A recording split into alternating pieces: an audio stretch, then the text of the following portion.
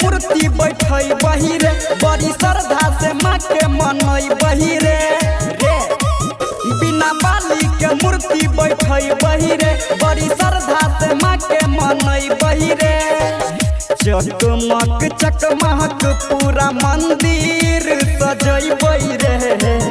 DJ बजा के सब कमर रहिले बहिरे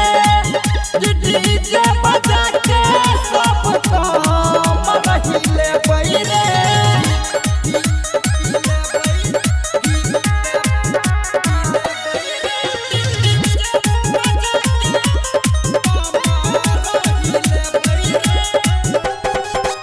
रे करबै सब तैयारी मैया एते हमरा दुआरी कि हंस सवार सर दे माँ रे लगतई बहुत प्यारी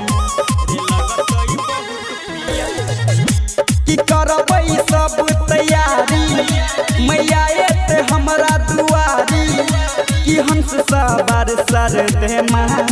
रे लगतई बहुत प्यारी मैया के नाम से पीछा खर्चा में नहीं हटबै रे डीजे बजा के सब कमर रहिले बहिरे डीजे बजा के सब कमर रहिले बहिरे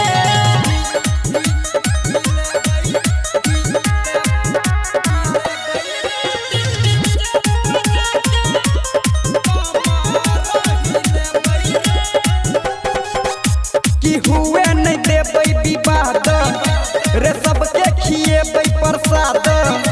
कि माहे से शीश झुकाई के माई से लेतै आशीर्वाद कि हुए नहीं देबै विवाद रे सबके खिएबै प्रसाद कि माहे से शीश झुकाई के माई से लेतै आशीर्वाद राजा भैया सली के तो हम बोले बहिरे डीजे बजा के सब कमर रहिले बहिरे डीजे बजा के सब कमर रहिले बहिरे रिकॉर्डिंग बाय अपन मिथिला रिकॉर्डिंग स्टूडियो।